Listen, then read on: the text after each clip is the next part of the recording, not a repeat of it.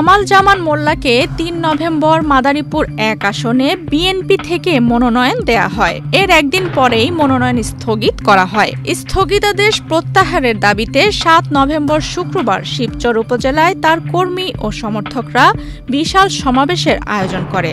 সমাবেশে আগতরা অবিলম্বে বিএনপি প্রার্থীর মনোনয়ন স্থগিতাদেশ প্রত্যাহারের দাবিতে কেন্দ্রীয় বিএনপি নেতৃবৃন্দদের প্রতি অনুরোধ করেন।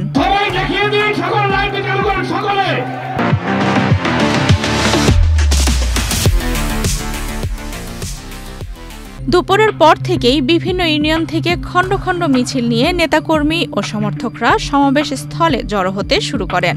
সমাবেশে বিএনপির মনোনয়ন স্থগিত হওয়া প্রার্থী কামাল জামান মোল্লা জানান, কুচক্রী মহলের ষড়যন্ত্রের শিকার হয়ে মনোনয়ন স্থগিত করা হয়েছে।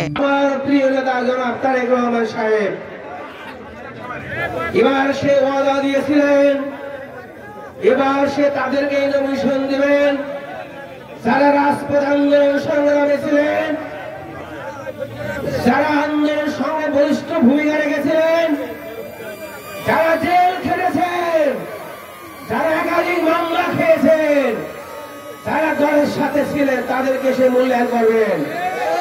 আমার প্রিয় নেতা অক্ষরে অক্ষরে তার কথা পালন করেছেন বিদায় সে আমাকে শিবচর থেকে নমিনেশন দিয়ে আমাকে ধন্য করেছে।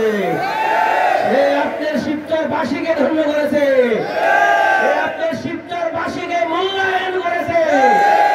সে কি মূল্যে কাজের মূল্যায়ন করেছে, রাজনীতিকে মূল্যায়ন করেছে।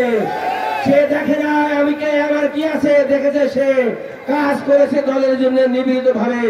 একটা লোক জেলে গেছে, আমাকে জেলে দিয়ে যে নির্মম ভাবে হারুন অন্যায় ভাবে আমার অত্যাচার করেছে জেলে, তারপরও জেলের ভিতর গিয়ে আমি হাজার হাজার লোককে সাহায্য করেছি। এটা বিশ্বমান বাংলাদেশে একজনে করেছে বলে আমি। আল্লাহর রহমতে দুষ্কৃতিকারীরা দুষ্কৃতি করবে, ক্ষতি করার চেষ্টা করবে, বদনাম করবে, অন্যায় করবে, আল্লাহ আমাকে উদ্ধার করবে না।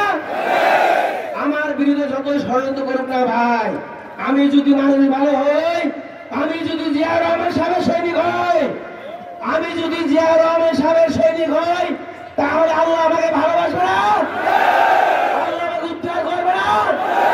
আমি যদি 2 নম্বর হই, আমাকে আল্লাহ উদ্ধার করবে না, আমাকে কেউ উদ্ধার করবে না, আপনারা করবেন না।